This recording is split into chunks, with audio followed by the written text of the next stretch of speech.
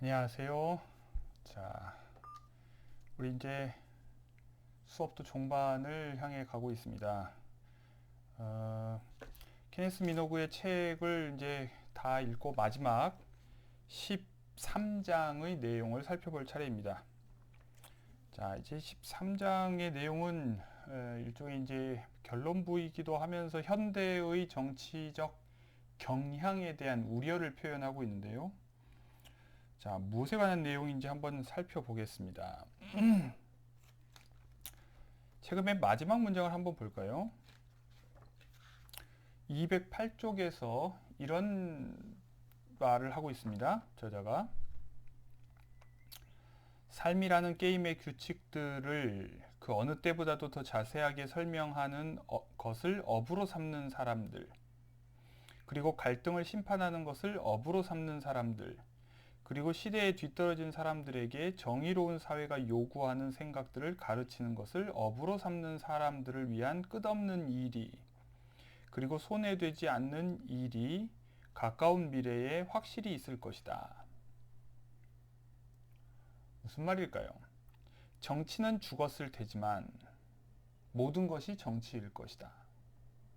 자, 앞의 정치는 다른 의미죠. 뒤의 정치와 다른 의미예요. 자, 다시 한번 읽어봅시다. 삶이라는 게임의 규칙들을 그 어느 때보다도 더 자세하게 설명하는 것을 업으로 삼는 사람들. 자, 뭐가 떠오르나요, 여러분들은? 자, 현대 사회가 지금 이렇게 변해가고 있어요. 어떤 경향을 보이고 있습니다.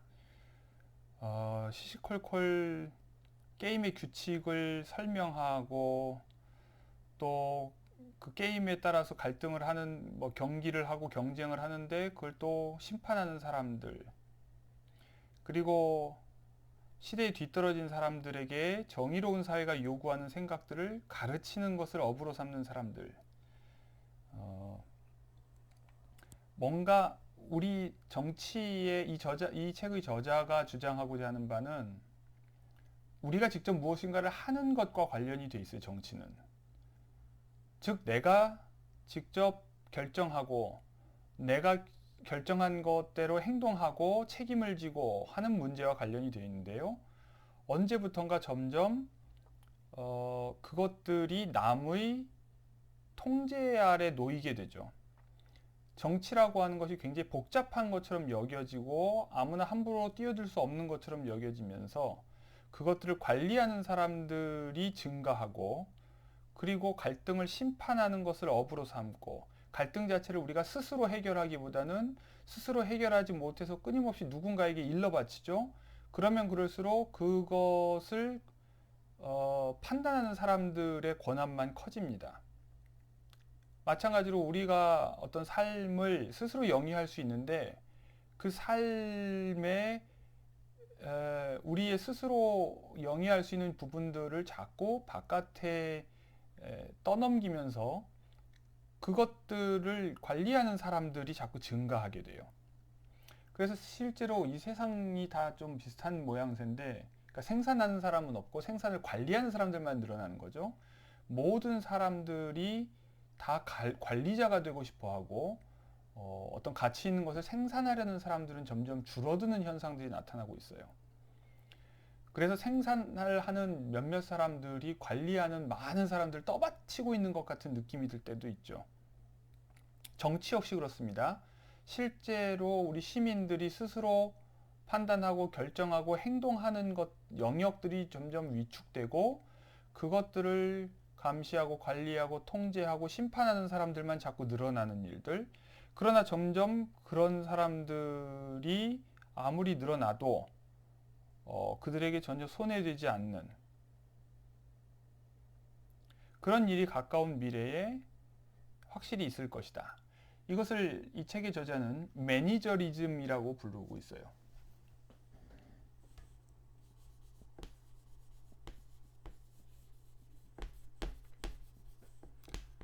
이게 바로 관리주의라고 하는 거죠. 현대사회가 점차 사실 이게 교육도 그렇고요. 본질보다 비본질적인 것들이 더 커지면서 모든 것이 관리의 영역 안에 들어가게 돼요. 그리고 이런 일들을 우리가 이제 정치라고 생각하는 경향이 있어요. 자, 이 책의 저자가 처음부터 반복해서 강조하고 있는 것은 모든 것이 정치라면 정치가 아닌 것이 없게 돼요. 그러나 과연 그런가? 정치라고 하는 것의 범위를 제한하는 것이 과연 불필요한가? 이런 질문을 던지고 있는 겁니다. 점점점 미래에 가서 과거에 우리가 생각했던 정치들이 죽고 없어질지 모른다. 그리고 그때 되면 모든 것이 정치일지 모르겠지만 아무것도 정치가 아닌 시대가 올지도 모르겠다. 이런 되게 불안한 전망을 하면서 끝내고 있습니다. 왜 그러하냐? 자, 다시 이제 앞으로 돌아옵시다. 194쪽입니다. 마키아벨리 이야기를 하나 하고 있죠. 재미있는 예예요. 기근 때 굶주리는 사람에게 음식을 준 사람을 로마인들은 처형했다는 거예요. 도대체 왜 그랬을까? 뭐냐면 그렇게 도덕적인 행동을 하는 것처럼 보이지만 그것이 사적으로 누군가에게 인기를 얻어서 더 강해지려고 하는 또는 더 영향력을 확보하려고 하는 시도로 이해됐다는 거예요. 그 사회에서는. 그래서 결국 그런 식의 행동들을 견제하고 처형했다는 건데, 자, 핵심은 도덕과 정치가 항상 일치하지는 않는다는 것을 말하고자 하는 거예요. 항상 긴장 관계 속에 있다는 거죠. 그래서 어떤 것을 우리가 도덕적인 행동이라고 말할 수 있는지 없는지 그 자체가 다시 정치적 판단과 결합되어 있다는 거예요. 우리가 정치를 무엇이라고 생각하느냐에 따라서 우리는 어떤 것을 도덕적 행위라고 부를 수도 있지만 동시에 매우 부도덕한 행위로 부를 수도 있다는 거예요. 동일한 행위를. 자, 이 말은 오늘날 우리가 어떤 도덕적으로 올바른 행동이라고 하는 어떤 생각이 있어요. 그리고 그것이 동시에 정치적 투쟁의 대상이 되곤 해요. 이른바 소수자에 대한 태도라든지 어떤 언어 사용과 관련해서 아주 유치한 예를 들면 정말 유치한 예예요. 장애자는 비하적인 표현이어서 장애인이라는 말을 해야 된다고 시시콜콜 잔소리를 하고 교정을 하는 사람들이 있어요.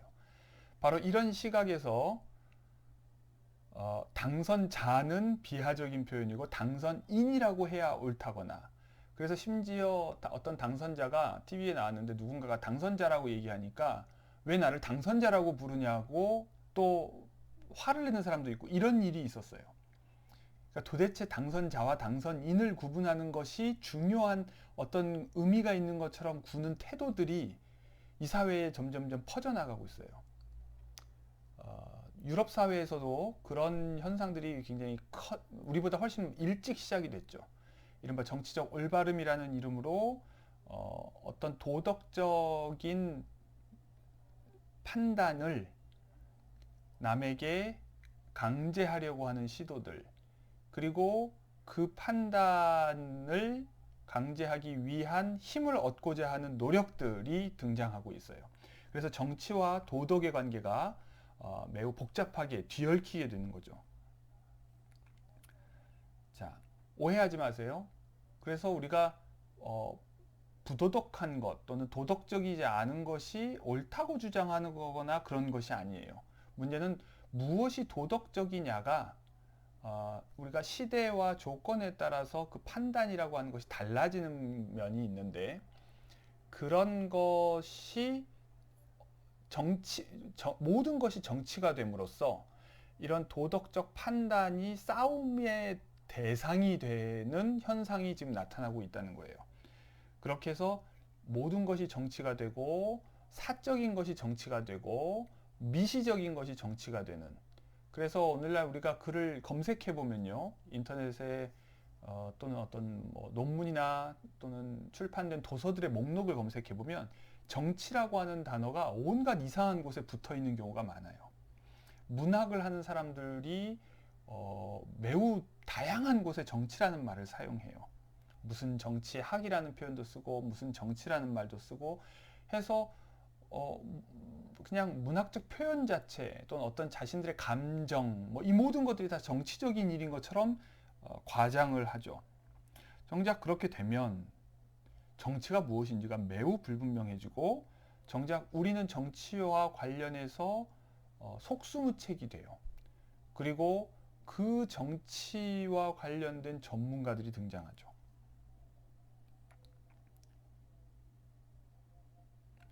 자, 이 책의 저자는 정치를 떠받들고 있는 두 가지 기둥이 있다고 주장을 해요. 말하면 정치라고 하는 것은 우리가 고인돌 같은 걸 한번 상상해 봅시다.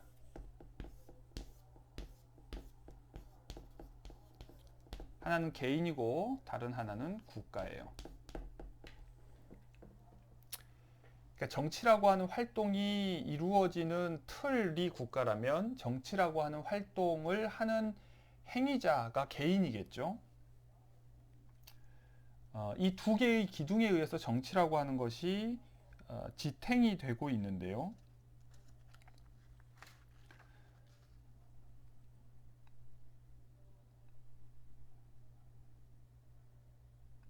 언제부턴가 양쪽에서 이 기둥이 무너지고 있다고 하는 암울한 전망을 지금 저자가 제시하고 있는데요. 하나는 국가가 모든 나쁜 것의 원인이라고 하는 생각이에요.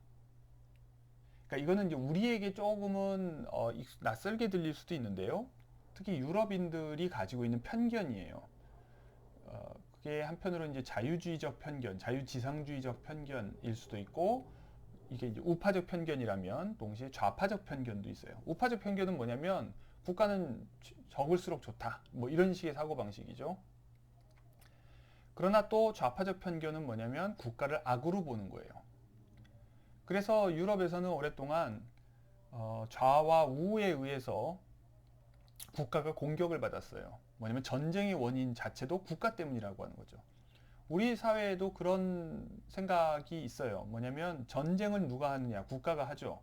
그리고 국가는 사실상 전쟁 기계라고 생각하죠. 그래서 사람들을 강제로 군인으로 만들고 군대를 보유하고 그리고 할 일 없으니까 전쟁한다는 생각이에요.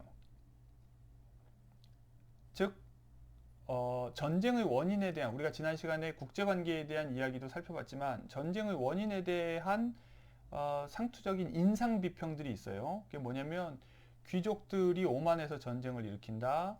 또는 왕들이 영토를 확장하고 싶어하는 그런 야심 뭐 이런 것 때문에 전쟁을 일으킨다. 그러고 나서는 나중에 공민국가가 등장한 후에는 이런 민족주의적 열정들이 전쟁을 일으킨다. 그래서 결국 이 국가가 약해지고 민족주의적 열정이 사라지면 전쟁이 사라질 것이다. 이런 식의 섣부른 전망들이죠. 그 결과로 유럽에서는 유럽연합과 같은 어떻게 보면 초국적인 질서가 등장하기도 했어요. 그리고 우리도 그것을 보면서 동아시아에도 그런 질서를 만들어야 되겠다. 이제 이런 생각들을 하고는 해요. 근데 이런 생각에 깔려 있는 전제가 뭐냐면 국가는 기본적으로 나쁘다고 하는 관념이에요. 국가는 개인의 자유를 억압하고 평화를 교란하고 뭔가 착취하는 집단인 것처럼 인식되는 거죠. 그런데 이제 앞에서도 지적했지만 이렇게 생각하는 사람들조차도 결국은 자신들이 원하는 것을 얻기 위해서 다시 국가를 장악하려고 했다는 점에서 논리적 모순에 빠지고 있다는 거죠, 항상. 그런 의미에서 사실 국가가 문제의 원인인 것처럼 생각하고 국가를 축소하고 없애려고 하는 태도들은 되게 논리적으로 정당성을 갖지지는 못해요. 그러나 어쨌거나 끊임없이 뭐랄까요, 국가의 이기주의가 문제고 국가는 비도덕적이다 이런 식의 생각들이 있었어요. 그런데 또 반대로는요, 다른 한편으로는 개인을 무너뜨리려고 하는 시도들이 있었어요. 자, 이 기둥이 자꾸 약해지는 거죠. 국가에 대한 공격 때문에 또 한편으로는 개인이 또한 취약해지고 있어요. 근데 이 개인이 취약해지는 이유는 또 뭐냐면요. 이것도 20세기의 정치가 만들어낸 현상인데 한편으로는 국가를 부정적으로 묘사하면서 국가를 취약하게 했지만 동시에 국가는 자기 존재를 입증하기 위해서 자기의 필요성을 입증하기 위해서 끊임없이 개인들을 국가에 의존하도록 만들었어요. 그게 뭐냐면 사회에 다양한 개인들이 가지고 있는 다양한 개인들로 이루어져 있는 사회에는 일정 정도 문제가 있죠. 그러니까 뭐랄까 이른바 사회적 문제라고 하는 것들이 있어요. 불평등도 그것이고 또는 가난도 그런 것이고 또 뭐 교육 문제도 그렇고 질병 문제도 그렇고 여러 가지 문제들이 있죠. 자, 그런데 이런 문제들을 국가가 자기의 존재 근거를 뭐랄까요 확인하기 위해서 개입해 들어오기 시작을 하죠. 그래서 교육에도 개입하고 무슨 경제적인 문제에도 개입하고 또는 모든 문제에 개입해 들어오기 시작을 해요. 그래서 결국 개인은 점점점 국가에 의존하고 동시에 국가는 개인들을 포괄하게 돼요. 자, 오늘날 우리의 삶을 한번 봅시다. 오늘날 우리는 철저하게 태어나자마자 국가에 등록이 돼요. 주민등록제도들이죠. 그리고 우리는 또 태어나자마자 또 국민으로서 필요한 각종 예방접종 같은 것들을 의무적으로 하게 돼요. 그리고 초등학교부터 12년 동안 의무교육을 받아요. 의무교육은 사실 9년이죠. 중학교까지지만 사실 고등학교까지도 거의 국가의 관리 아래. 근데 더 나아가서 대학에 간다고 해서 국가의 관리를 받지 않느냐? 그렇지 않아요. 장학금이라는 이름으로 우리의 소득 분위가 몇 분위인지가 다 기록돼요. 그러니까 장학금을 받을 생각이 없으면 우리가 그것을 뭐랄까요 들여다보라고 허락할 이유가 없지만 장학금을 받기 위해선 나의 소득 분위를 국가가 들여다보도록 허용해야 돼요. 근데 그렇지 않더라도 이미 우리는 대부분의 사람들은 나의 일거수일투족, 나의 모든 정보를 국가가 다 가지고 있어요. 그렇게 해야 교육도 받을 수 있고 또 경제적으로 어려울 때 지원도 받을 수 있고 우리가 또 방역과 관련해서 안전, 이른바 건강을 지키기 위해서도 내 정보를 제공해야 하고 그리고 의료보험 시스템에 철저하게 포괄되어 있죠.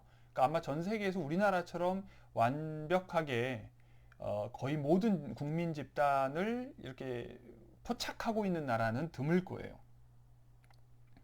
이렇게 이중적으로 한편으로는 국가를 우리가 부도덕한 기관 또는 뭐랄까요 착취하는 기관 또는 억압하는 기관으로 인식하면서 국가를 무너뜨리면서도 동시에 국가는 자기의 존재를 더 증명하기 위해서도 끊임없이 개인들의 삶에 개입해 들어가서 개인들의 자율성을 보장하기보다는 개인을 타율적으로 만들고 의존하도록 만들어요.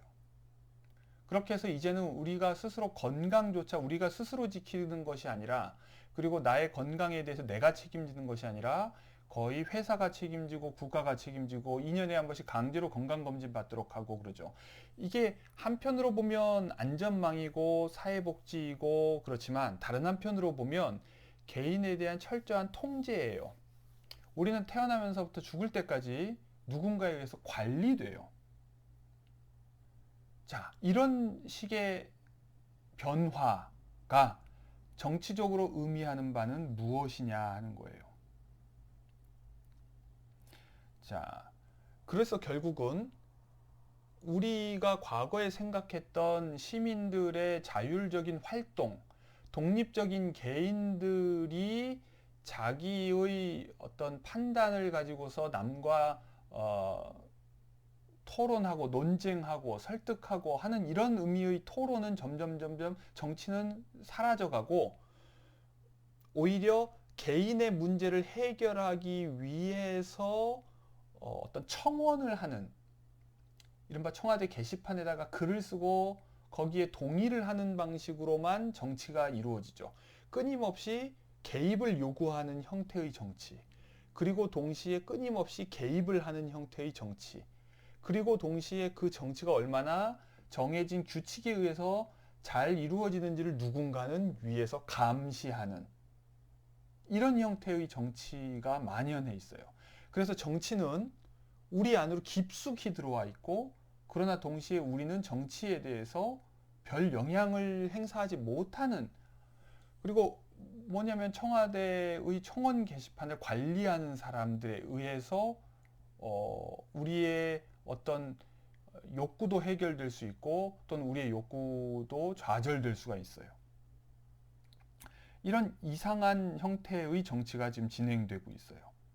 그런데 이 청와대 게시판에 올라와 있는 온갖 청원 내용들을 보면요, 과거에 우리가 정치적인 문제라고 생각하지 않았던 것들이에요. 그게 뭐냐면 이른바 도덕적인 문제들. 그러니까 뭔가 얘가 이렇게 행동한대요, 얘 좀 처벌해 주세요, 이런 거예요. 왜 우리는 언제부턴가 우리 주변에서 일어나는 일들을 우리가 스스로 해결하지 못하고 누군가에게 해결해 달라고 요청하는 존재가 되어버렸을까요?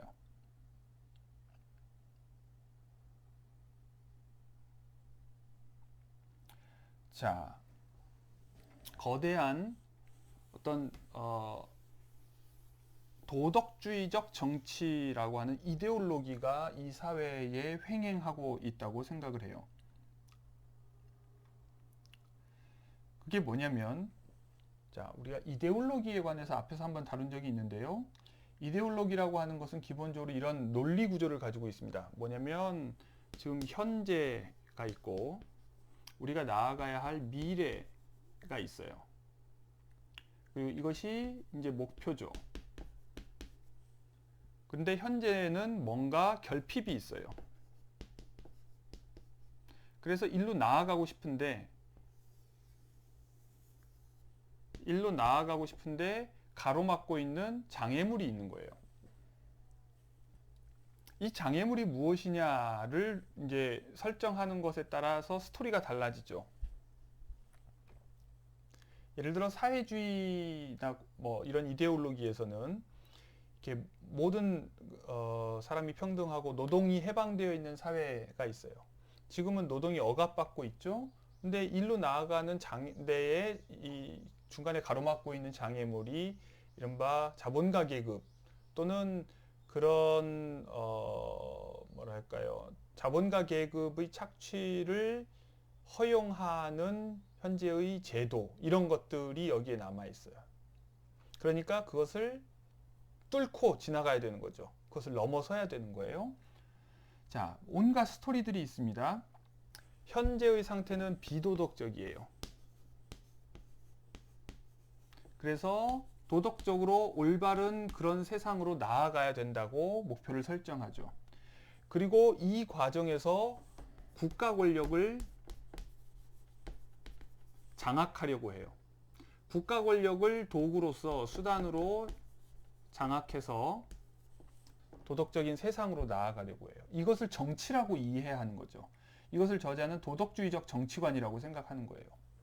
그런데 이 장애물은, 그러니까 이것이 도래하지 않는 것, 이것은 일종의 유토피아인데, 도래하지 않는 유토피아의 원인이 우리가 실현할 수 없는 것을 목표로 삼기 때문이라고 인정을 하지 않고 그것을 가로막는 누군가가 있기 때문이라고 이야기하는 거예요. 그러면 이것을 실현하지 못한 것은 헛된 것을 바라기 때문이 아니라 이 사람들을 아직 제거하지 못하고 처단하지 못했기 때문이라고 하는 결론이 나오게 돼요. 이것은 편의적으로 계속 바뀌어요.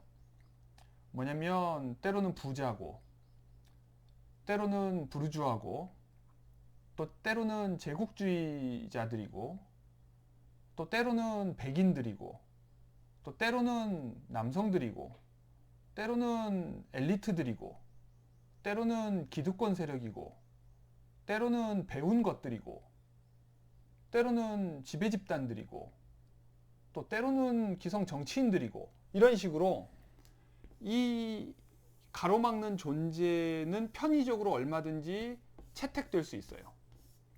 그리고 이들 때문에 이렇게 나아가지 못한다. 즉 도덕적인 세상을 만들고 싶지만 그 도덕적 세상을 만드는 것을 가로막는 존재들, 즉 비도덕적인 존재들이겠죠. 그들 때문에 현실이 변화하지 않는다. 그런데 이것을 극복하기 위해서는 국가 권력을 장악해서 물리적 수단을 이용해서 이 사람들을 제거해야 한다. 이것을 이른바 개혁이라는 이름으로 주장하죠. 또는 혁명이라고 부를 수도 있어요. 그러면 이렇게 갈 수 있다고 주장을 하죠. 그러나 인류의 역사를 보면 바로 이런 시도가 언제나 전제를 낳았다는 거예요. 전제적 지배를 낳았다는 거죠. 왜냐하면 그렇게 하기 위해서도 더 큰 힘을 가져야 하고 그 더 큰 힘을 통해서 사람들을 자유를 억압해야 하기 때문이에요. 즉, 이 문제가 되는 사람들의 자유를 보장하면서 그렇게 할 수는 없을 거 아니에요? 그러니까 이들의 자유를 당연히 박탈해야 되겠죠. 그러나 이들만을 외과적으로 도려내고 나머지 모든 선량한 다수들의 자유는 보장될 수 있을까요? 인류의 역사상 그런 적은 없었다는 거예요. 언제나 이렇게 해서 권력을 가지게 된 자들은 그렇지 못한 자들의 자유를 억압하고 동시에 나머지 모든 사람들의 자유도 박탈하는 그런 일들을 늘 일으켰죠. 바로 이런 의미에서 어떤 명분은 아무리 좋을지 모르지만 그것이 도덕적인 것을 추구하는 것이었을지 모르지만 정치를 바로 이것과 섞었을 때 쉽게 도덕주의적 정치는 도덕적 결과를 가져오지 못했다는 거예요. 자, 도덕과 정치가 맺는 긴장 관계에 대해 주목할 필요가 있다는 이야기를 지금 하고 있습니다. 그리고 이렇게 해서 국가의 힘이 커지면 커질수록 어떤 문제를 해결하기 위해서 정치 권력 또는 국가 권력을 이용하려고 하는 생각을 우리가 하면 할수록 정작 우리들이 스스로 할 수 있는 역량, 가능성들은 빼앗기고 우리는 끊임없이 의존적인 존재가 되고 감시받고 통제받고 검사받는 사람이 돼요. 자, 사실 우리 사회에서 정치적 논쟁 중에 하나는 바로 정부의 그런 식의 관리, 감시, 감독을 어디까지 허용하고 어디에서 멈춰야 되느냐에 관한 논쟁이죠. 바로 이런 의미 있는 논쟁들이 있죠. 왜냐하면 끊임없이 이것들이 우리 이른바 사적인 영역을 침투해 들어왔을 때 그러면 예를 들어 옛날에 특히 이제 독재국가에서 책도 검열하고 교과서도 검열하고 이런 동영상도 검열하고 강의도 검열하고 이런 내용들을 다 검열했을 때 우리는 사적인 영역에서의 자유를 완전히 잃게 돼요. 자, 앞에서도 얘기했지만 정치와 정치가 아닌 것을 구분하는 여러 가지 방식들이 있지만 그 중에서도 인류 역사에서 우리가 공통적으로 찾아볼 수 있는 하나의 지표가 뭐냐? 그것은 사적인 것과 공적인 것을 구분하는 것이다. 이 구분이 없어진다는 것은 곧 정치가 없어진다는 것을 뜻하기도 한다는 거예요. 이 사적이고 공적인 것의 구분이 없다는 것은 결국 모든 것이 공적인 것이라는 의미, 모든 것이 정치적인 것이라는 말로 사실상 정치의 공간을 없애버리는 거죠. 자, 그런 의미에서 우리가 우리 온갖 문제를 정부를 통해서만 해결하려고 하는 그런 태도들, 그 문제 중에서 특히나 도덕적인 옳고 그름과 관련된 문제를 바로 그런 정부의 힘을 이용해서 해결하려고 하는 태도들, 예를 들면 법을 통해서 해결하려고 하고 처벌을 통해서 해결하려고 하고 교과서에 못 박으려 하고 하는 이런 태도들이 과연 어떤 결과를 가져올지 그 귀결을 생각해 볼 필요가 있어요. 자, 이 모든 것이 누구에게 과연 이로운가 하는 질문을 던질 필요가 있습니다. 책의 뒷부분에서도 그런 얘기를 하죠. 207쪽에 로마인들이 이렇게 묻곤 했다. 쿠이 보노, 누구에게 이익이 되는가? 과연 어떤 우리가 어떤 개혁이든 뭐라고 표현을 하건 간에 그런 조치들을 할 때 이것이 과연 누구에게 이익이 되는가? 그것이 또한 감시자와 관리자와 통제하는 자 또는 권력자에게만 이로운 것인지 아니면 다수의 시민들에게 이로운 것인지를 늘 생각해 볼 필요가 있는 거죠.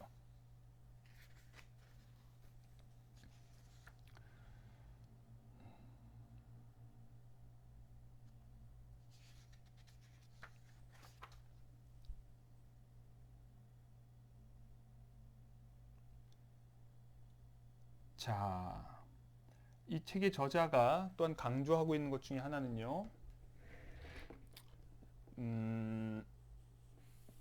독립성과 관련된 겁니다.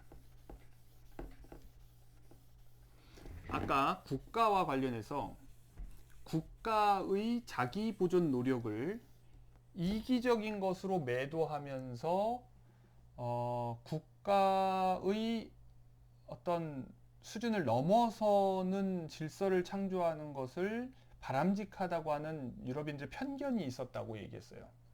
그 결과로 이제 유럽연합이 탄생했는데, 자, 이 맥락에서 보면 뭐냐면 브렉시트라고 하는 현상, 영국이 유럽연합을 탈퇴하는 것은 매우 부도덕한 행위로 인식돼요. 뭐냐면 이기적인 행동이라는 거죠. 그리고 동시에 유럽연합에 있는 것은 이타적인 것처럼 인식이 돼요. 그러나 그렇게 이분법적으로 어떤 행위는 이기적이고 어떤 행위는 이타적이라는 식의 평가나 해석이 과연 타당하고 가능한 것인가 의문을 제기해 볼 필요가 있죠. 우리는 너무 쉽게 브렉시트는 나쁘고 유럽연합은 좋은 것, 또는 국익을 추구하는 것은 이기적인 것이고 이타적인 것이 더 좋은 것이다 라는 식의 도덕주의적 태도를 가져요. 특히 우리가 국제정치와 관련해서 쉽게 그런 평가들을 하죠. 그래서 뭔가 어렸을 때부터 그렇게 배우죠. 그냥 초중고 때부터 뭔가 협력이 좋고 뭔가 경쟁은 나쁘다는 식의 태도들을 당연하게 올바른 도덕적 태도인 것처럼 배워요. 그런데 문제는 우리가 이런 사적인 삶에서 그런 태도를 가지는 것은 별 문제가 아닐 수 있는데, 문제는 그것을 우리가 공적인 영역으로 확장할 때의 문제예요. 그렇게 해서 갈등을 부정하고 그 다음에 어떤 국가의 이익을 추구하고 다른 나라와 경쟁하고 갈등하는 현상 자체를 매우 타부시할 경우에 어떤 결과가 나올까 하는 거죠.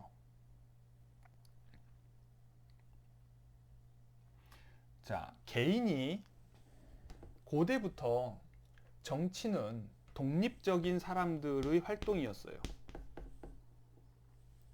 왜 그럴까요? 독립적이지 않은 사람이 자유로울 순 없죠. 자유로운 사람들이 하는 활동이 정치였어요.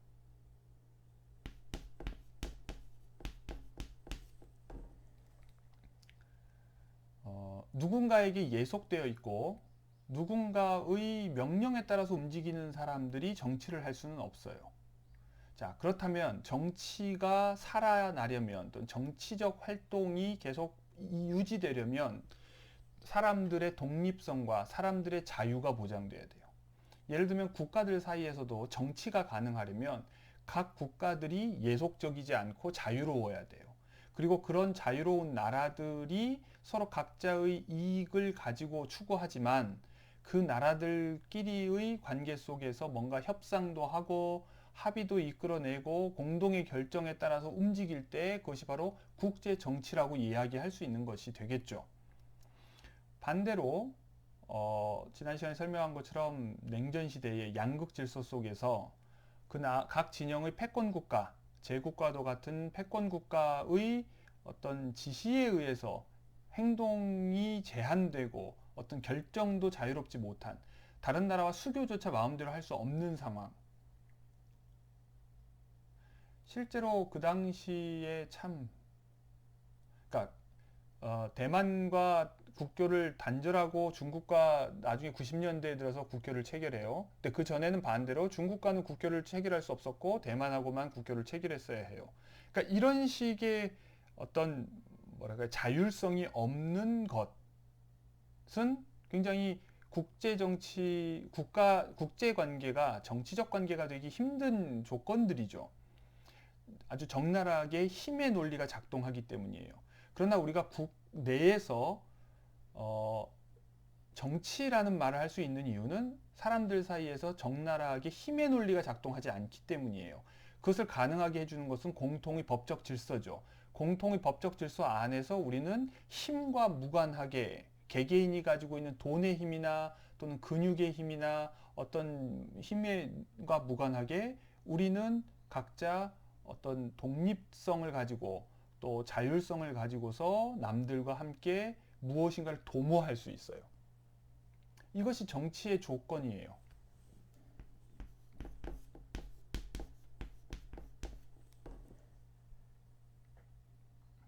그런데 오늘날 우리가 조심스럽게 구분할 필요가 있는데요. 자, 바로 독립을 추구하고 자유를 추구하는 것이 곧 이기적인 것이냐? 그건 아니죠. 반대로 누구에게 예속되려고 하고 자유를 포기하려고 하는 것이 이타적인 것이냐? 그것 또한 아니에요.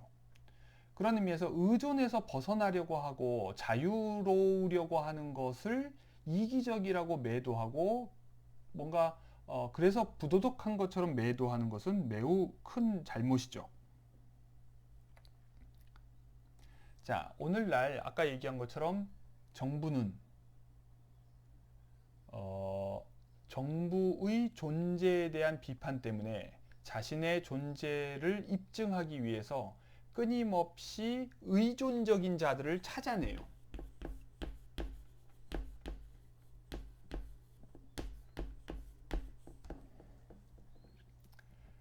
자,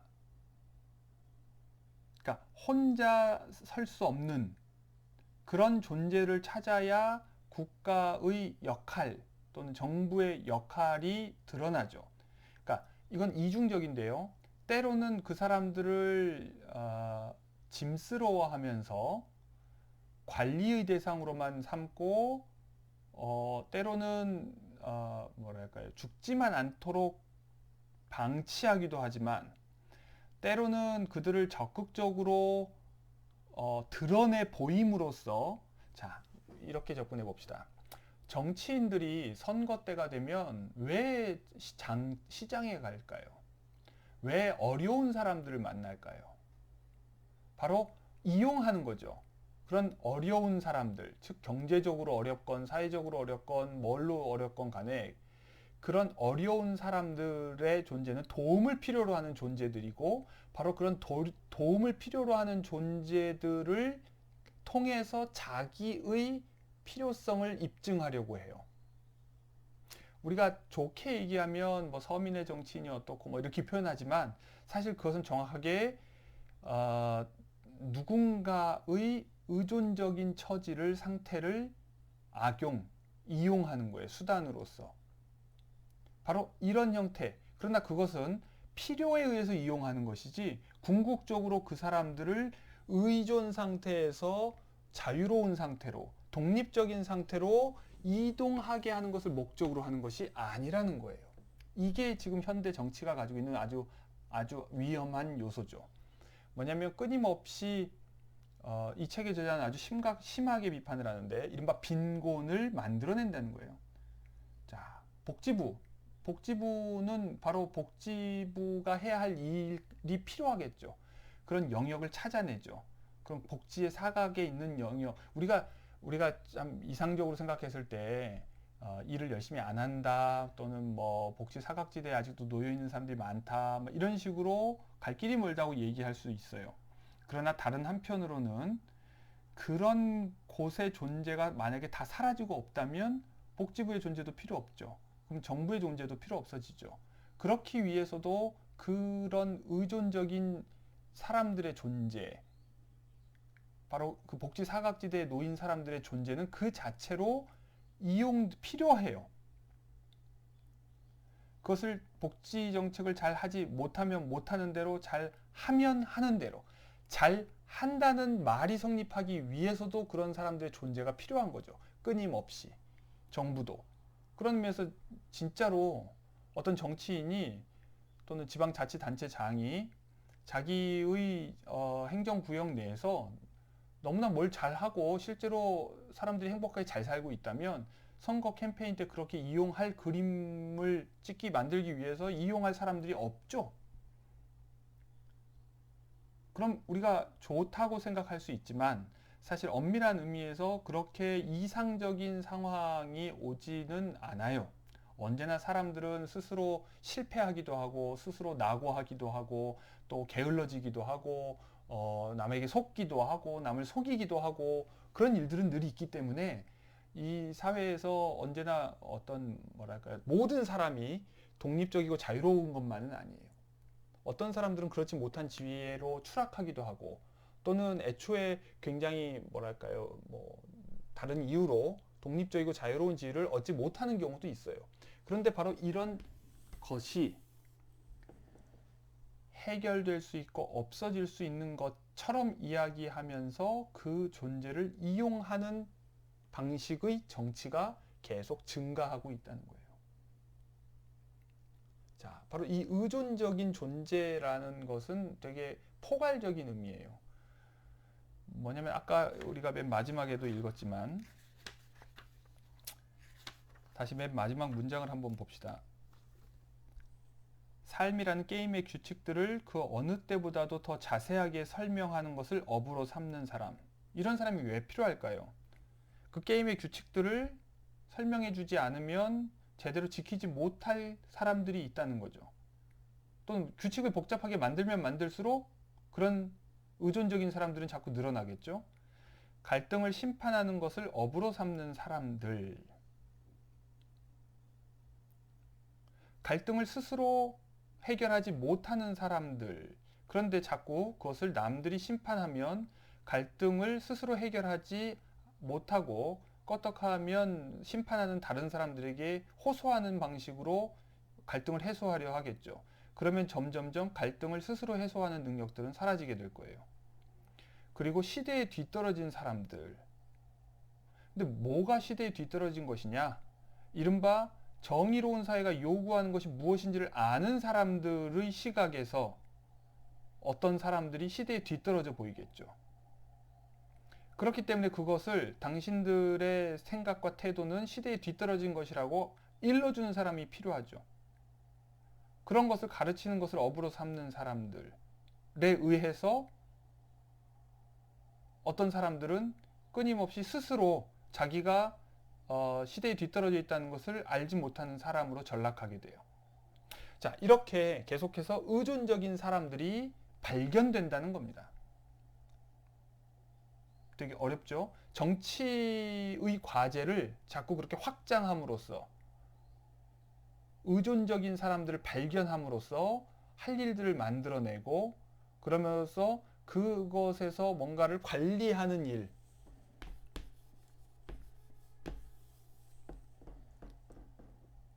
이 증대하게 되는 거죠. 자, 바로 의존적인 사람들이 늘어나고 그 사람들에 대한 관리가 늘어나고 그렇게 하면 마치 도덕적인 세상이 올 것처럼 이야기하지만 그러면 그럴수록 독립적인 사람들의 행위인 정치는 점점점 위축된다는 거예요.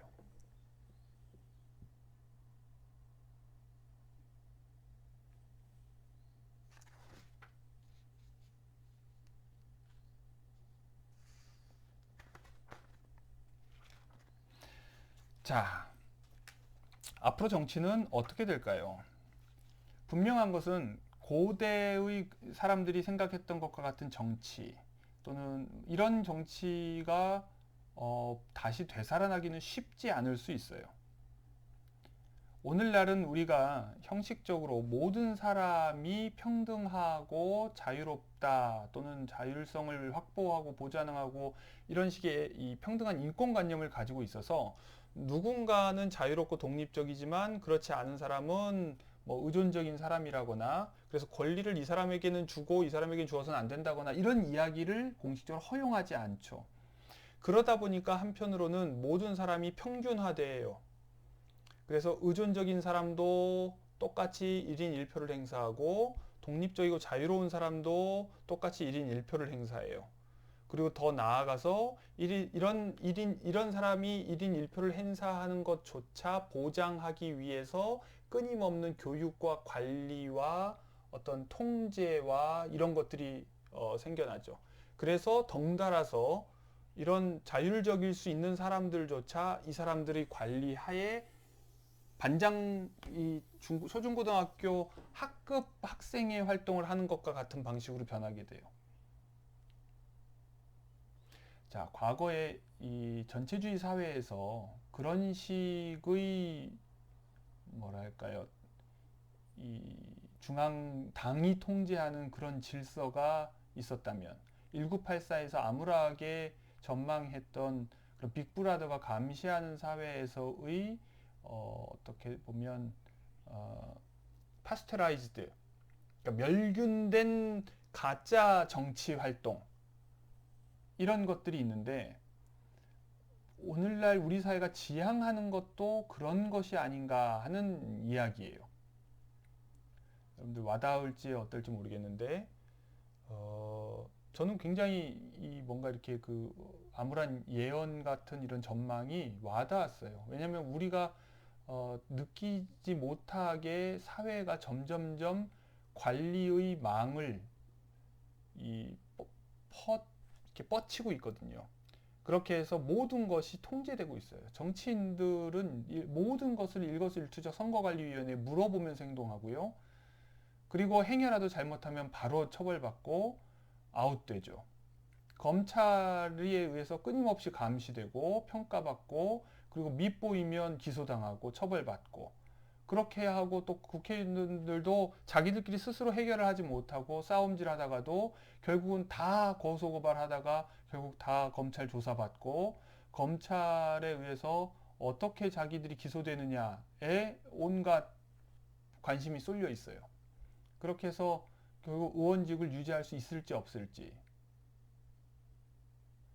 이런 식으로 우리 뭐랄까요, 정치인조차 독립적이고 자율적이지 못한 상황에서 과연 일반 시민들은 얼마나 독립적이고 자율적일 수 있을까요?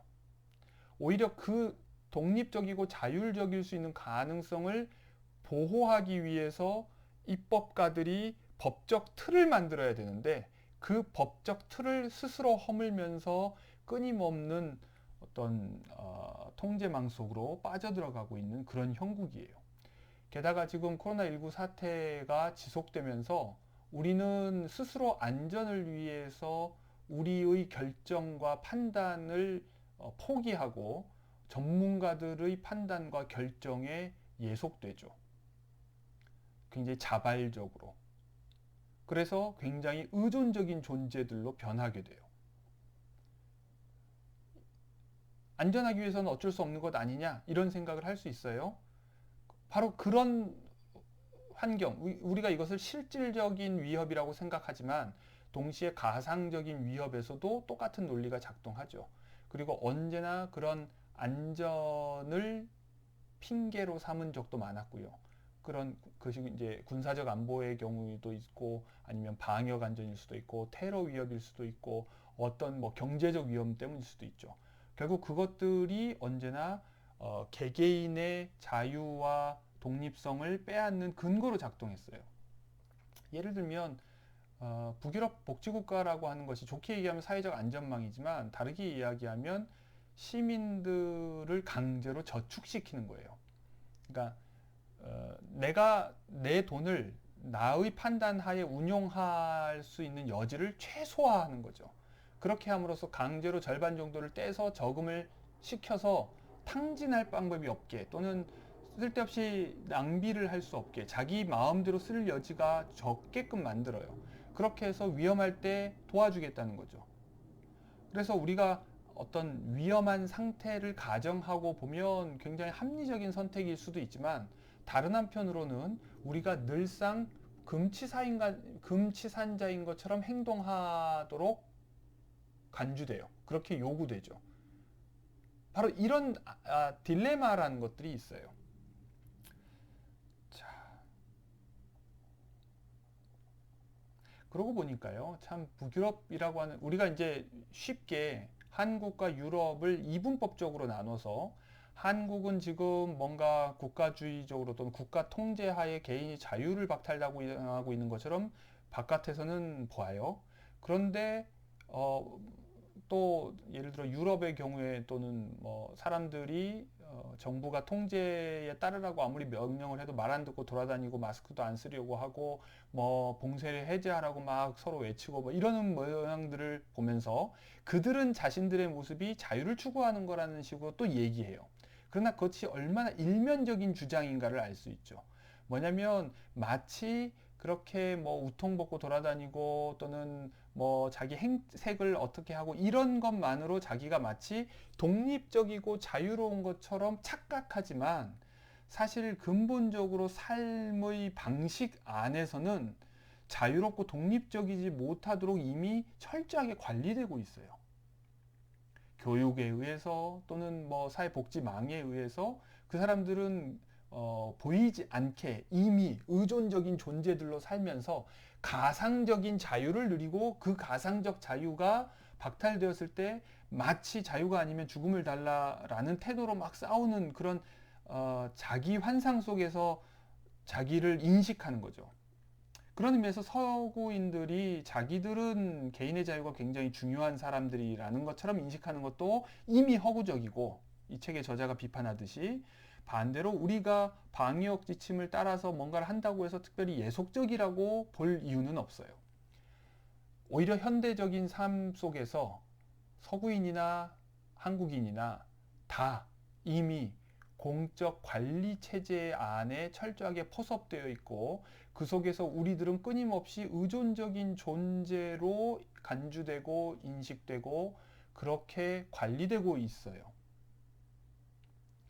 이것이 정치와 관련해서 의미하는 바가 무엇이냐?